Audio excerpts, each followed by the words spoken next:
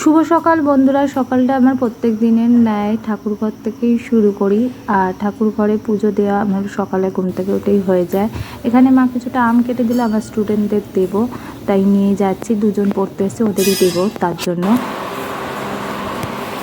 আজকে ব্রেকফাস্টে দেখো মা এটা কী বানিয়েছে। কী করেছো এটা? স্যান্ডউইচ করতে গেছে এই বড় পাউরুটি দিয়ে?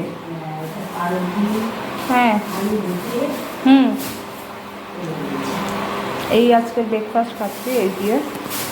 ফ্রেশ হয়ে গেছে, এখন আজকে একটু হেয়ারটা ওয়াশ করব, তাই হেয়ার ওয়াশ আগে কিছু না কিছু একটা আমি চুলে ব্যবহার করি। আজকে যেমন এখানে চাল ধোয়া একটু জল, কালকে চাল ভিজিয়ে রেখেছিলো সেই জল একটু নিয়েছি, ওটাকে মাখবো। মাখার পর তারপরে এটা আমার ঘরে তৈরি তেল, যেটা আমি ব্যবহার করি। আমি দু রকম তেল ব্যবহার করি, এই ঘরের তৈরি তেলটা আর একটা ব্যবহার করি হচ্ছে বাসমন অয়েল। আজকে এই তেলটা ব্যবহার করব।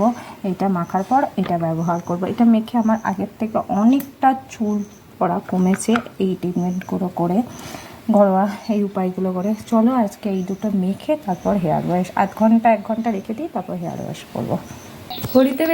ঘড়িতে বেজে গেছে পাক্কা 1টা। আর এখানে আমরা নিচেই খেতে আসি, এখন উপরে যা গরম তাই নিচেই খাওয়া দাওয়া সারা হয়। আজকের মেনু কি আছে বুধবারে? আজকের মেনু আর তোমার তো সেই সোয়াবিন। আমার তো নিরামিষ সোয়াবিন হলেই আমার খাওয়া হয়ে যায়। উচ্ছে দিয়ে কুমড়ো দিয়ে ভাজা।